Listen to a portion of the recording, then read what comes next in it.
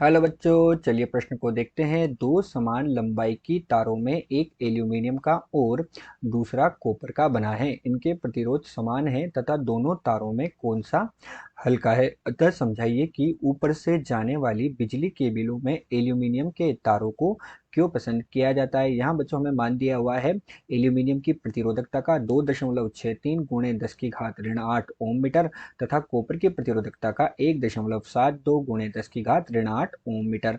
Aluminium का अपेक्षित घनत्व हमें दिया है 2.7 और कॉपर का अपेक्षित घनत्व दिया गया है बच्चों 8.9। तो हमसे यहाँ प्रश्न में क्या पूछा गया कि एल्यूमिनियम तथा कॉपर की हमारे पास जो केबलें हैं उनमें कौन सी केबल हल्की होगी, तथा हम क्या देखते हैं कि देखते हैं कि हमारे पास जो बिजली की केबल होती है उसमें हम एल्यूमिनियम के तारों का उपयोग करते हैं। तो हमसे पूछा गया है कि एल्यूमिनियम के तारों को ही क्यों पसंद किया जाता है। तो ये तो बच्चों हमसे प्रश्न में पूछा गया है। अब प्रश्न के आधार पर हम सर्वप्रथम क्या देखते हैं बच्चों, मुख्य अवधारणा। तो बच्चों इस मुख्य अवधारणा में हम क्या देखते हैं कि हमारे पास कोई भी परिपथ जो होता है उस परिपथ में हम सबसे पहले क्या देखते हैं, ओम के नियम से। तो हमारे पास ओम के नियम से क्या होता है बच्चों, हम ये सब जानते हैं कि ओम के नियम से हमारे पास जो विभवांतर v होता है उस विभवांतर v का मान धारा I के समानुपाती होता है। ये v है, इसका मान धारा I के समानुपाती होता है। तो जब हम विभवांतर v धारा I के समानुपाती है, जब इस हम समानुपाती हटाते हैं समानुपाती को, तो हमें एक नियतांक प्राप्त होता है। वो क्या होता है बच्चों, R होता है। ये R हमारे पास क्या होता है बच्चों, प्रतिरोध होता है। तो अब हमसे प्रश्न में क्या कहा गया कि इनका जो प्रतिरोध है उसका मान समान है। तो बच्चों हमारे पास R यहाँ पर प्रतिरोध है, V विभवांतर है और I हमारे पास क्या है, यहाँ पर धारा है। तो V हो गया बच्चों यहाँ पर विभवांतर और I हमारे पास क्या होगी, यहाँ पर धारा हो जाएगी। अब बच्चों हम सब ये जानते हैं कि किसी भी तार का जो प्रतिरोध होता है उस तार का प्रतिरोध जो होता है उसकी लंबाई के तो समानुपाती होता है। अर्थात R जो होता है वो क्या होता है, उसकी लंबाई के समानुपाती अर्थात L के समानुपाती। साथ ही R जो होता है उसके अनुप्रस्थ काट जो होता है उसके व्युत्क्रमानुपाती होता है। तो किसी भी तार का प्रतिरोध उसकी लंबाई के समानुपाती होता है तथा उसके अनुप्रस्थ काट क्षेत्रफल के व्युत्क्रमानुपाती होता है। अर्थात बच्चों हमारे पास क्या जाता है, R समानुपाती क्या हो जाता है बच्चों, L बटे A के बराबर हो जाता है।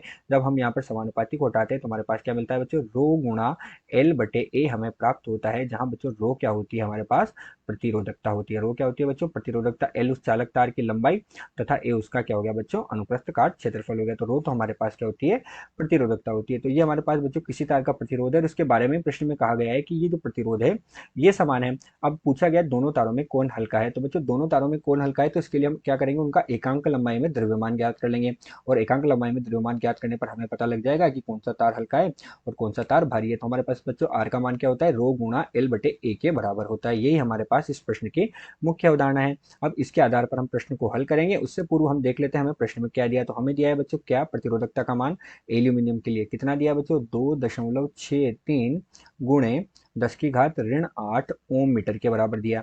इसके साथ ही हमें कॉपर के लिए भी इसका मान दिया गया है। तो कॉपर के लिए इसका मान हमारे पास कितना होगा, कॉपर के लिए होगा 1.72 गुणा 10 की घात ऋण 8 ओम मीटर, कॉपर के लिए भी दिया गया। साथ ही बच्चों हमें क्या दिए गए, इनके अपेक्षित घनत्व दिए गए। तो माना हमने कि एल्यूमिनियम का जो अपेक्षित घनत्व है वो डी से लिख रहे हैं। डी एल्यूमिनियम के लिए वो कितना दिया गया है बच्चों, 2.7।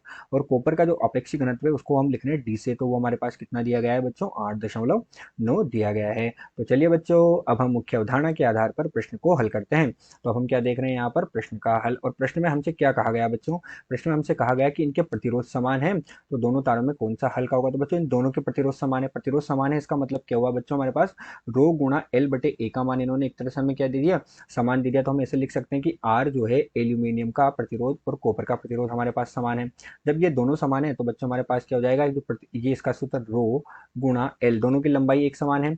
ठीक है बच्चों, डी हमारे पास एल्यूमिनियम, इसी प्रकार इधर क्या हो जाएगा, रो कॉपर का, लंबाई समान दी हुई है दोनों की, और ये कितना हो जाएगा बच्चों, डी हमारे पास कॉपर का हो जाएगा। तो यहाँ से बच्चों हमारे पास क्या प्राप्त हुआ, एल से एल तो कट जाएगा, रो जो प्रतिरोधकता है एल्यूमिनियम की बटे कॉपर की, ये हमारे पास किसके बराबर आ जाएगा बच्चों, इनके अपेक्षित घनत्व के बराबर आ जाएगा। अपेक्षित घनत्व एल्यूमिनियम का और अपेक्षित घनत्व कॉपर का, ये तो बच्चों हमारे पास एक संबंध प्राप्त हुआ। अब बच्चों हम क्या जानते हैं कि हमारे पास जो घनत्व होता है अर्थात द्रव्यमान का मान क्या होता है बच्चों।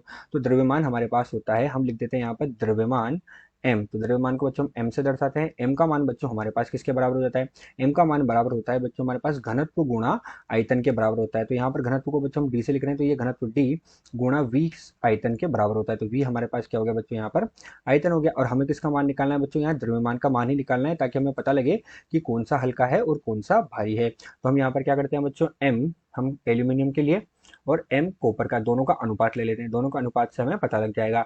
तो एल्यूमिनियम के लिए हमने क्या लिखा बच्चों, d हमारे पास एल्यूमिनियम का। अब आयतन निकालना है बच्चों, तो आयतन के लिए हमारे पास क्षेत्रफल और लंबाई है। क्षेत्रफल और लंबाई का गुणनफल किसको दे देगा बच्चों, आयतन को दे देगा। तो ये हमारे पास इसका आयतन और लंबाई, आयतन प्राप्त हो गया। इसी प्रकार यहाँ पर d कॉपर का गुणा हमारे पास क्या हो जाएगा बच्चों, a, ये कॉपर का और इसकी लंबाई हो जाएगी। l से l बच्चों हमारे पास यहाँ पर क्या हो जाएगा, कट जाएगा। तो हमें यहाँ पर क्या प्राप्त हुआ बच्चों, एल्यूमिनियम का, कॉपर का, और ये हमारे पास ये दोनों प्राप्त हो जाएंगे। तो m एल्यूमिनियम का, m कॉपर का, और हमें यहाँ पर कितना प्राप्त हो रहा है बच्चों, d एल्यूमिनियम का बटे d कॉपर का गुणा a एल्यूमिनियम का और a कॉपर का हमें प्राप्त हो गया बच्चों यहाँ से। अब यहाँ से हम आगे देखते हैं कि हमारे पास d एल्यूमिनियम और d कॉपर किसके बराबर है बच्चों, रो एल्यूमिनियम बटे रो कॉपर के बराबर है। तो इसका मान रख देते हैं बच्चों हम यहाँ पर। तो यहाँ पर हम मान रख देते हैं, ये हमारे पास आया रो एल्यूमिनियम का बटे रो कॉपर का, ये तो ये हो गया बच्चों। और यहाँ पर कितना बच गया हमारे पास, डी एल्यूमिनियम का बटे डी कॉपर का। अब इन सबके मान हमारे पास है, इनके मान बच्चों हम रख देंगे तो हमें इसका मान प्राप्त हो जाएगा। तो हमें द्रव्यमान हो गया एल्यूमिनियम का, द्रव्यमान हो गया कॉपर का, और इसके मान रख देते हैं बच्चों। इनका मान रखेंगे तो ये तो है 2.63 गुणे 10 की घात ऋण 8 ओम मीटर के बराबर, बटे में ये हमें कितना दिया हुआ है बच्चों, ये हमें दिया है 1.72 गुणे 10 की घात ऋण 8 ओम मीटर के बराबर। इन दोनों का आपेक्षिक घनत्व कितना है बच्चों, इसका दिया हुआ है 2.7 और इसका हमें दिया है 8.9। तो इसका मान बच्चों हमें लगभग कितना प्राप्त होगा, 0.46 के बराबर हमें प्राप्त होगा, जिसे हम किसके बराबर मान सकते हैं बच्चों, इसे हम 1/2 के बराबर मान सकते हैं। तो एल्यूमिनियम और कॉपर का हमें प्राप्त हुआ, इसको हम लगभग 1/2 के बराबर मान सकते हैं। तो बच्चों यहाँ से हम क्या देखते हैं कि हमें एल्यूमिनियम का द्रव्यमान तो कितना मिला, 1 मिला, तथा कॉपर का द्रव्यमान कितना मिला बच्चों, हमें 2 मिला। तो एल्यूमिनियम का द्रव्यमान तो हो गया 1 और कॉपर का द्रव्यमान बच्चों हमारे पास कितना हो जाएगा, 2 हो जाएगा। तो हम क्या देख सकते हैं कि कॉपर का द्रव्यमान एल्यूमिनियम के द्रव्यमान का दुगना है। तो बच्चों हमसे दूसरा भाग जो पूछा गया है कि बिजली के जो तार होते हैं उनमें हम एल्यूमिनियम के तारों को ही क्यों पसंद करते हैं, तो हम एल्यूमिनियम के तारों को इसलिए पसंद करते हैं क्योंकि उनका द्रव्यमान कॉपर के द्रव्यमान के तुलना में कम होता है, इसीलिए हम उसे पसंद करते हैं। तो दूसरे भाग का उत्तर क्या लिखेंगे अपन, हम लिखेंगे एल्यूमिनियम के तारों को पसंद किया जाता है। ये हमारे इसका उत्तर हुआ क्योंकि उनका द्रव्यमान कम होता है। बच्चों अगर इनका द्रव्यमान कम होता है ना, इसीलिए इनको पसंद किया जाता है। अगर हम कॉपर के तारों को लगाएंगे तो कॉपर के तारों को लगाने पर हमें क्या होगा बच्चों, उनका द्रव्यमान ज्यादा है, तो उनका द्रव्यमान ज्यादा होने के कारण हमें क्या करना पड़ेगा, खंबे जो हम लगाते हैं बिजली के वो हमें और अधिक मजबूत लगाने पड़ेंगे। इसीलिए बच्चों हम क्या करते हैं, एल्यूमिनियम के तारों को ही उपयोग करते हैं, एल्यूमिनियम के तारों को ही पसंद करते हैं द्रव्यमान के कारण। अतः दिए गए प्रश्न में हम कह सकते हैं कि हमारे पास एल्यूमिनियम के तारों को उपयोग में लिया जाता है कॉपर के तारों की अपेक्षा। आशा करते हैं आपको प्रश्न समझ आया होगा। धन्यवाद।